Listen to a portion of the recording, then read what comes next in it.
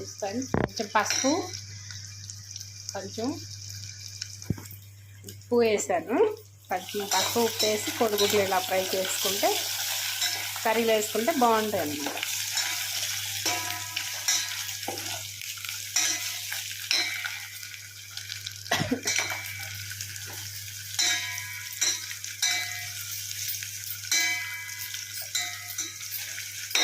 టమాటా వేసాను కదా, కొంచెం వేగాక చూద్దాం వేగింది.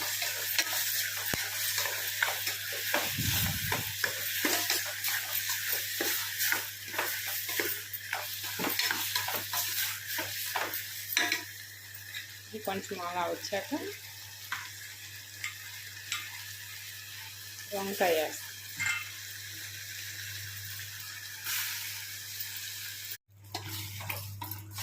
ఇలా వచ్చిందనమాట. ఇలా వచ్చినప్పుడు మనం ఏం చేయాలంటే కొంచెం మనకు తగినంత కారం చూసుకోవాలన్నమాట. మీకు ఎంత కావాలో అంత వేసుకోండి. ఇదైతే కొంచెం కారం తక్కువే ఉంది, నేను ఒక 2 స్పూన్లే చేస్తున్నా.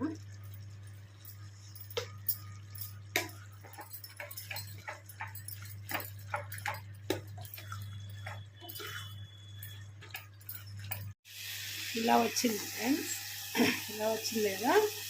అలా అవుతున్నప్పుడు ఏం చేయాలంటే ఇది కొంచెం చిటికెడు అంత చింతపండు, ఓకే అంటే కొంచెం కలర్ తక్కువ ఉందిలే, ఇది చిటికెడు అంత కొంచెం చింతపండు అనమాట.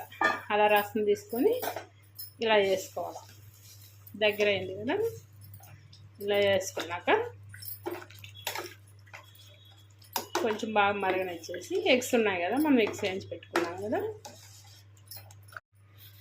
నేనేం పెద్ద ఇదేం కష్టపడే ఏం కాదు, ఈజీ ప్రాసెస్లోనే ఉంది కర్రీ.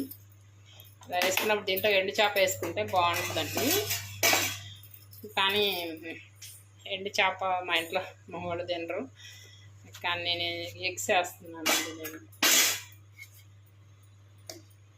మీకు ఈసారి అయితే ఎండు చేప కర్రీ కూడా చూపిస్తానండి, వంకాయ ఎండు చేప.